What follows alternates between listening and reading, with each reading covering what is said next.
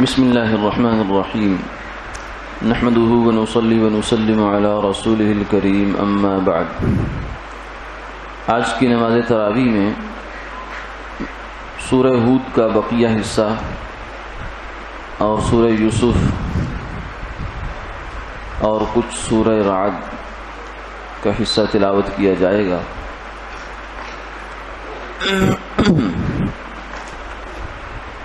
سورہ ہود کے بقیہ حصے میں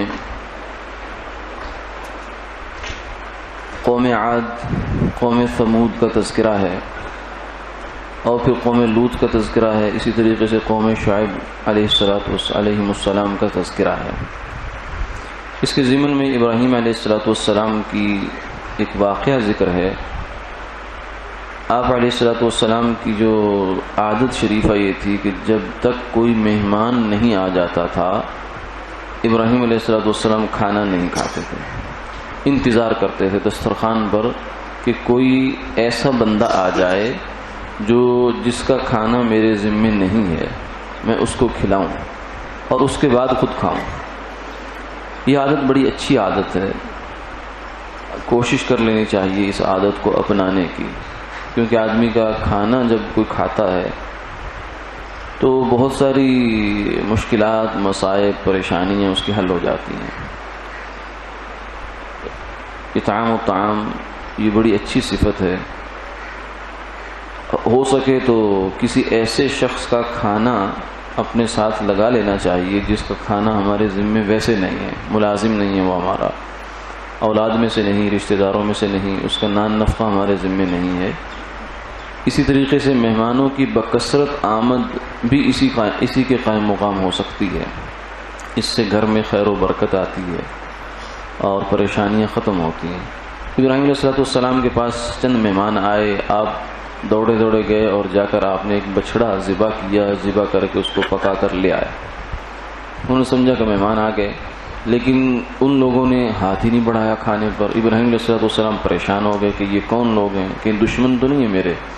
انہوں نے کہا نہیں، ایسی بات کچھ نہیں ہے، ہم اصل میں انسانی شکل میں ہیں، حقیقت میں ہم لوگ فرشتے ہیں، اللہ کی جانب سے آئے ہیں، آپ کو ایک بشارت دینی ہے اور اس کے بعد لوط علیہ السلام کی قوم کا تختہ الٹنا ہے۔ آپ کو بشارت یہ ہے کہ اللہ آپ کو ایک فرزند عطا فرمائیں گے، اسحاق علیہ السلام۔ تو ابراہیم علیہ السلام کی اہلیہ جو کہ پردے میں پیچھے کھڑی تھی، انہوں نے کہا کہ یہ کیسے ہوگا، میں تو اس عمر سے گزر چکی ہوں جہاں اولاد کی نعمت ملا کرتی ہے۔ تو انہوں نے کہا کہ اتعجبین من امر اللہ ورحمۃ اللہ وبرکاتہ علیکم اہل البیت، کیا تم اللہ کے حکم پر تعجب کرتی ہو؟ اللہ تو وہ ہستی ہیں، وہ ذات ہیں کہ جو بن ماں باپ کے اولاد دے سکتے ہیں اور بن باپ کے بیٹا پیدا کر سکتے ہیں، حضرت عیسیٰ علیہ السلام۔ اس لیے اللہ کی جانب سے یہ معاملہ طے ہو گیا، اب ہوگا۔ اس کے بعد آگے پھر یہ فرشتے لوط علیہ السلام کی بستی میں چلے گئے اور وہاں جا کر ان پر عذاب کی صورت بنے اور ان کا نام و نشان دنیا سے ختم ہو گیا۔ اسی سورہ مبارکہ کے اندر آپ صلی اللہ علیہ وسلم کو خطاب کر کے ایک حکم ہے، فاستقم کما امرت ومن تاب معک۔ آپ صلی اللہ علیہ وسلم نے ایک دفعہ فرمایا شیبتنی ہود و اخواتها، سورہ ہود اور اس جیسی دیگر صورتیں جو ہیں انہوں نے مجھے بوڑھا کر دیا ہے۔ جیسے ایک آدمی کو اوپر بہت بوجھ آ جاتا ہے تو مفسرین نے فرمایا کہ اس میں بوڑھا کرنے میں جو آیت ہے وہ یہ والی ہے کہ آپ کو حکم ہے کہ آپ کو جیسا حکم دیا جا رہا ہے ویسے استقامت اختیار کریں اور دین پر بالکل منوعاً عمل کریں۔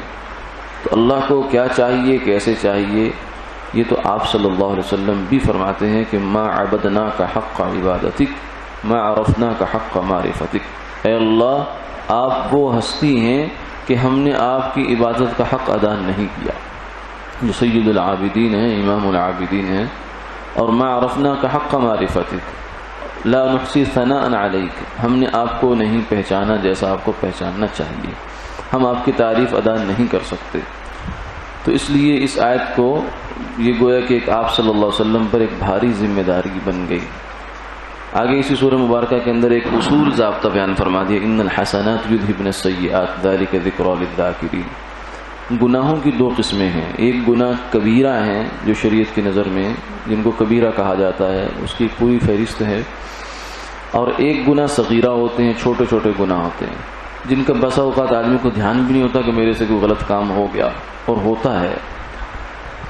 جو کبیرہ گناہ ہیں وہ تو توبہ کے بغیر معاف نہیں ہوتے، لیکن جو صغیرہ گناہ ہیں وہ نیکیوں کی برکت سے معاف ہو جاتے ہیں۔ نماز کے لیے انسان چل کے آیا، ایک ایک قدم پر گناہ معاف ہو گیا، درود پاک پڑھا، ایک دفعہ پڑھنے پر ایک گناہ معاف ہو گیا، وضو کیا تو اعضاء کے گناہ معاف ہو گئے، نماز پڑھی تو جسم کے گناہ معاف ہو گئے، اور بے شمار ایسے اعمال ہیں جن میں شریعت میں جن کے ساتھ گناہوں کی معافی کو جوڑا گیا۔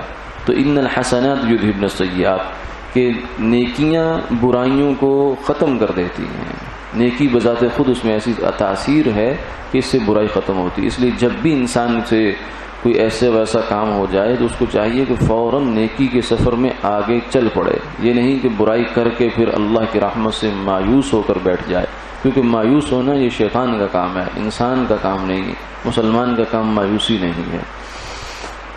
آگے پھر آج کی منزل میں سورہ یوسف آتی ہے۔ یہ سورت احسن القصص، قرآن پاک میں اس کو بہترین قصہ شمار کیا گیا، اور واقعتاً بہترین قصہ ہے کہ اس کے اندر ایک منظم انداز سے واقعہ بیان ہوا ہے یوسف علیہ السلام کا، اور پھر موقع بموقع کچھ عبرتیں، کچھ حکمتیں، کچھ نصیحتیں، کچھ اصول، کچھ ضابطے زندگی کے اللہ رب العزت نے اس میں بیان فرمائے ہیں۔ اس لحاظ سے بہت عمدہ قصہ ہے یہ، اور اس قصے کی خلاصہ یہ ہے کہ آپ صلی اللہ علیہ وسلم سے کچھ لوگوں نے سوال کیا کہ ابراہیم علیہ السلام تو اصل میں شام میں ان کی اولاد تھی، تو یہ مصر میں کہاں سے چلے گئے موسیٰ علیہ السلام؟ یہ ایک تاریخی سوال تھا۔ تو اللہ رب العزت نے اس سوال کا جواب دیا کہ ہوا یہ تھا کہ یعقوب علیہ السلام جو کہ ابراہیم علیہ السلام کے پوتے تھے، ان کے 12 بیٹے تھے، 10 بیٹے ایک بیوی سے تھے اور 2 بیٹے ایک بیوی سے تھے، یوسف علیہ السلام اور بنیامین، 10 دوسرے تھے۔ یوسف علیہ السلام کو اللہ نے نبوت کا تاج ان کے سر پر رکھنا تھا، اس لیے ہونہار بروا کے چکنے پات کہ بچپن ہی سے ان کے اندر جو ہے وہ نیکی کے اور طاعت کے آثار غالب تھے۔ انہوں نے خواب دیکھا کہ مجھے 11 ستارے اور سورج اور چاند یہ سجدہ کر رہے ہیں مجھے۔ یعقوب علیہ السلام نے جب خواب سنا تو انہوں نے کہا کہ یہ تو غیر معمولی خواب ہے، اس لیے فرمایا کہ بیٹا اس کو اپنے بھائیوں سے تذکرہ نہیں کرنا آپ نے، ورنہ کیا ہوگا فَيَكِيدُ لَكَ كَيْدًا إِنَّ الشَّيْطَانَ لِلْإِنسَانِ عَدُوٌّ مُّبِينٌ۔ سورہ یوسف کو اب تمہارا خلاصہ ہے، اس کو بہت مختصر انداز میں لے کر چلنا پڑے گا، ورنہ اس سورت مبارکہ کو پڑھنا چاہیے۔ اس کے ہر آیت، تقریباً ہر آیت کے آخر میں ایک اصول بیان ہوتا ہے، جیسے یہ ہے کہ ان الشیطان للانسان عدو مبین فیکید لک کیدا، کہ بھائی یعنی بسا اوقات ایسا ہوتا ہے کہ حسد ایسی بیماری ہے کہ جو سگوں میں فاصلے ڈال دیتی ہے، بھائی جو ہے وہ بھی دشمن بن جاتے ہیں کیونکہ شیطان ان پر تسلط جما لیتا ہے۔ تو آپ نے یہ فرمایا۔ پھر اس کے بعد ایسا ہوا کہ باقی بھائیوں کو حسد ہوا کہ یوسف علیہ السلام کو والد صاحب بہت زیادہ اہمیت دیتے ہیں، اور اہمیت دینے کی وجہ یہ تھی کہ وہ پیغمبر بننے والے تھے، ان میں نور نبوت ان کو نظر آ رہا تھا۔ تو اس حسد نے ان کو اس پر اکسایا کہ یوسف علیہ السلام کو منظر سے غائب کر دیا جائے۔ اس کی تدبیریں ہوئیں، کسی نے کہا کہ قتل کر دو، یعنی یہ حسد دیکھی ایسی بری لعنت ہے کہ جو قتل تک لے گیا انسان کو۔ لیکن پھر انہوں نے کہا نہیں، قتل کی کیا ضرورت ہے، تو تم ایسا کرو کہ ان کو کہیں باہر چھوڑاؤ جہاں سے کوئی ان کو قافلہ پکڑ کر لے جائے گا، اور تمہارا کام بھی بن جائے گا اور قتل سے بھی بچ جاؤ گے۔ یعنی وہ اگر ایسی کوئی تدبیر ان کے سامنے نہ آتی تو وہ سگے وہ بھائی کو قتل کرنے پر آمادہ تھے۔ اس لیے فرمایا حسد بہت بری لعنت ہے۔ ان الحسد یأکل الحسنات، فرمایا کہ حسد نیکیوں کو یوں کھاتا ہے جیسے آگ سوکھی لکڑیوں کو کھا جاتی ہے۔ اس لیے حسد سے بچنا چاہیے، اور اپنے اندر اگر یہ پنپ رہا ہو، پیدا ہو رہا ہو، تو اس پر نظر رکھنی چاہیے اور اس کا علاج کرنا چاہیے۔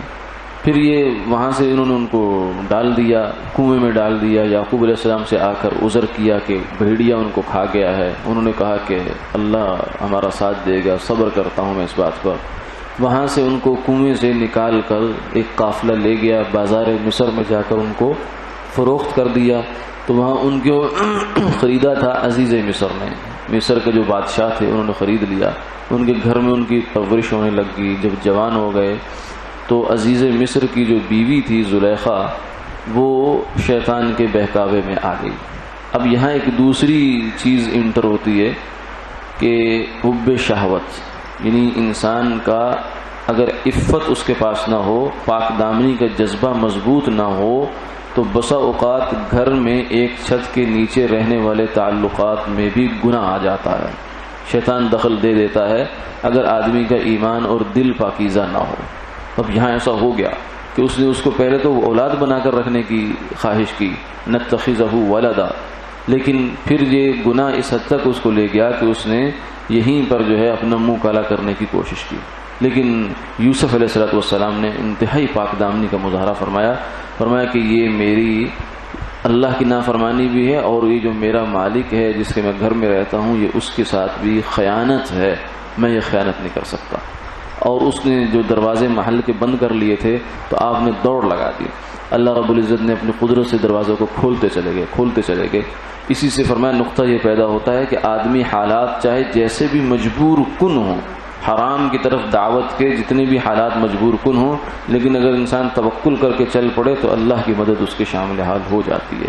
بالآخر ایسا ہوا کہ آخری دروازے پر جا کر عزیز مصر تھا اور اس کے ساتھ کوئی اس کا اور رشتہ دار تھا، تو انہوں نے جب دیکھا یہ منظر کہ زلیخا پیچھے یوسف علیہ السلام آگے اندازہ تو ان کو ہو گیا، لیکن اس کے باوجود بہرحال اس نے کہا کہ یہ کیا ہے۔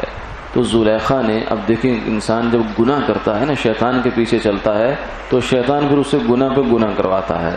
ایک تو اس سے یہ پہلے یہ گناہ کروایا عزت آبرو کو داؤ پہ لگانے والا، پھر یہ گناہ کروایا کہ اب جھوٹ بلوایا اس سے۔ اس نے کہا کہ ما جزاء من اراد باہلک سوءا، کہ یہ جو تمہارا ہے تم نے اس کو بنا لیا ہے، یہ تمہارے گھر میں رہ کر تمہاری ہانڈیا میں چھید کر رہا ہے، یعنی اس نے گویا کہ میری عزت پر ہاتھ ڈالنے کی کوشش کی ہے، اب یہاں تہمت بھی لگا دی اس کو۔ یہ ہے شیطان کا کام کہ جب آدمی اس کے ورغلامے میں آوے تو کہاں کہاں لے جاتا ہے انسان کو۔ پھر بہرحال فیصلہ یہ ہوا کہ قمیض دیکھ لو کہاں سے پھٹی ہے، اگر قمیض پیچھے سے پھٹی ہے تو یوسف علیہ السلام سچے، اور اگر آگے سے پھٹی ہے گریبان تو پھر زلیخا سچی ہے۔ جب دیکھا تو قمیض تو پیچھے سے پھٹی تھی، کیونکہ بھاگتے انہوں نے پکڑنے کی کوشش کی تھی جس سے پچھلا دامن پھٹ گیا تھا۔ تو پھر اس نے بہرحال کہا کہ یہ تمہارا گناہ ہے، جرم ہے، اس لیے تم اللہ سے معافی مانگو۔ اس کے بعد مصر میں واقعات یہ مشہور ہو گئے کہ یوسف علیہ السلام کی جو عزیزہ ہے اس نے ان کو برگلانے کی کوشش کی، پھر اس نے عورتوں کو اکٹھا کیا اور ان کو اس کے سوال کا جواب اس طریقے سے دیا کہ یوسف علیہ السلام کو دکھایا، کیونکہ حسن تو بہت تھا آپ کے پاس۔ فرمایا لقد اعطی شطر الحسن، یوسف علیہ السلام کو اللہ نے حسن کا ایک بہت بڑا حصہ عطا فرمایا تھا۔ جب انہوں نے دیکھا تو انہوں نے کہا کہ یہ تو فرشتہ ہے۔ پھر زلیخا نے کہا کہ میں اسی وجہ سے جو ہے میں نے اپنا دل اس پر ہارا ہے اور میں گناہ کی اس کو دعوت دی ہے، لیکن اب بھی اگر یہ میری بات نہیں مانے گا تو اس کو جیل میں جانا پڑے گا۔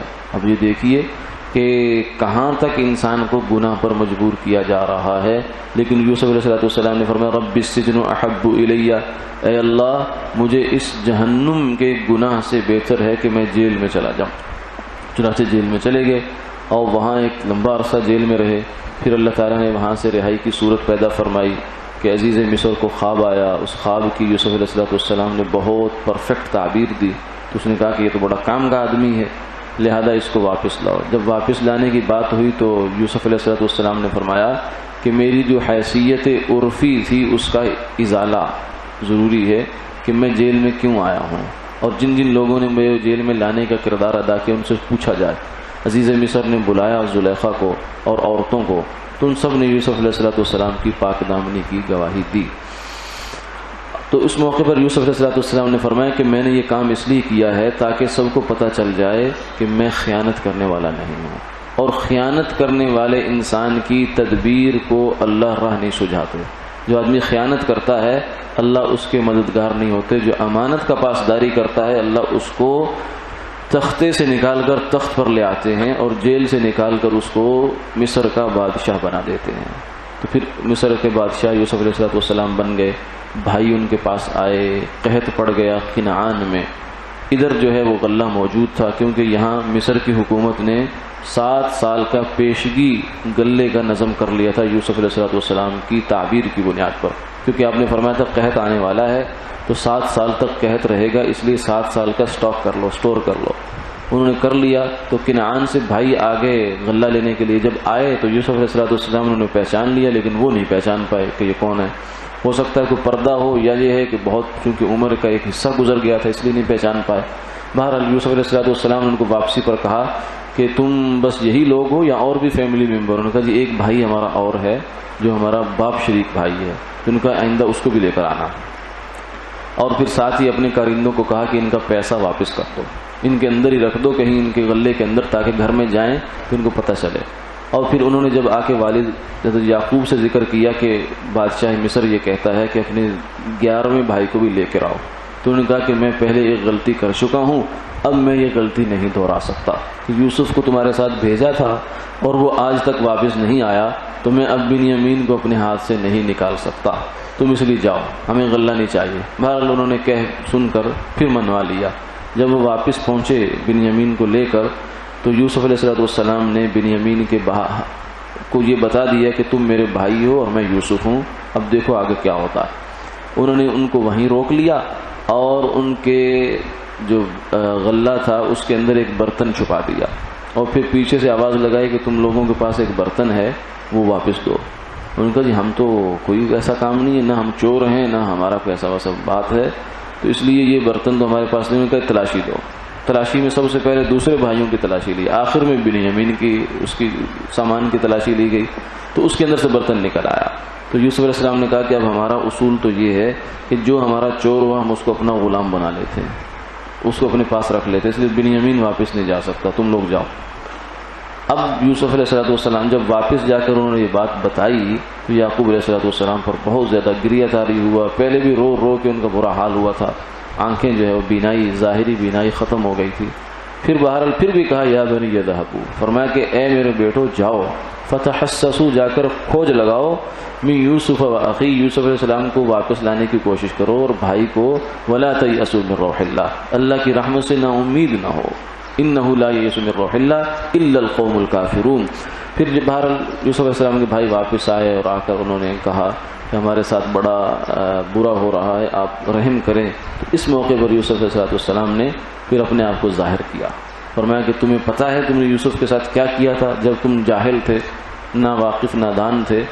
تو یہ انبیاء علیہ السلام کے اخلاق بھی ہیں کہ اگلے کو اس کی غلطی کا احساس بھی دلایا، لیکن ساتھ ہی عذر بھی رکھ دیا کہ تم نے نادانی میں ایسا کام کیا تھا۔ جیسے ہم کہتے ہیں تم نے بچپن میں ایسی حرکت کی تھی، حالانکہ بچپن تو نہیں تھا لیکن نادانی بہرحال تھی۔ جب تک آدمی تربیت یافتہ نہیں ہو جاتا اس وقت تک وہ بچپن میں ہی ہوتا ہے، چاہے اس کی عمر 55 ہو جائے۔ انہوں نے کہا جی ہم ایسے ہی ہیں۔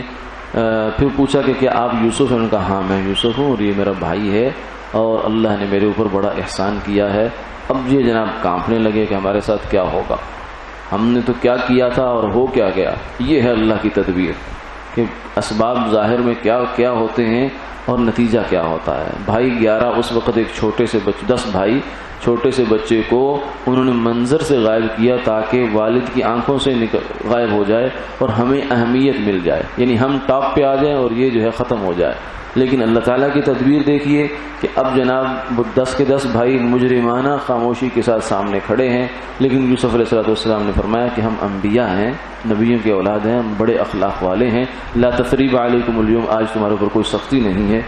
اور پھر فرمایا کہ جاؤ اپنے خاندان کو واپس لے آؤ اور یہ میری قمیص لے جاؤ، یعقوب علیہ السلام کے چہرے پہ ڈال دینا جس سے ان کی بینائی واپس آ جائے گی۔ پھر وہاں لے آئے اور پھر سب بھائیوں نے سجدہ کیا۔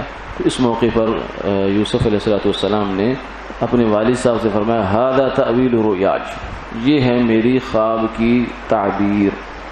تو خوابوں کی تعبیر آنے میں بعض دفعہ برس لگ جاتے ہیں، اس لیے انسان کو جلدی نہیں مچانی چاہیے۔ دعاؤں کی قبولیت بھی بعض دفعہ دعا منظور ہو جاتی ہے لیکن اس کی عملی صورت نکلتے نکلتے برس لگ جاتے ہیں۔ یہ بھی اس واقعے سے ایک سبق ہمیں ملتا ہے کہ کتنا بظاہر کوئی سبب موجود نہیں رہا، صورت ہی نہیں رہی، کیونکہ بیٹا غائب ہو گیا، پتہ نہیں زندہ ہے کہاں چلا گیا کیا ہوا، لیکن اس کے باوجود بھی اللہ نے اس کو محفوظ رکھا. جو ان کا ایک نظام تھا وہ حرکت میں آیا اور بالآخر خواب کو اس نے سچا کیا. اس میں یوسف علیہ السلام نے بالآخر ایک پیغام دیا ہے جو اپنے بھائیوں کے نام بھی ہے اور سب کے نام بھی ہے. انہ من یتقی ویصبر.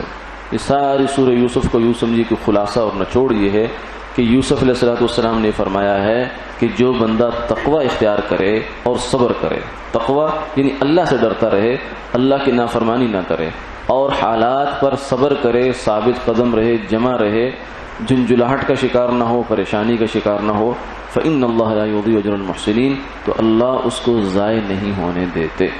اللہ اس کو بالآخر دنیا میں نہیں تو آخرت میں تو اس کو انشاءاللہ بہت اچھا بدلہ دیں گے. وآخر دعوانا الحمد للہ رب العالمین.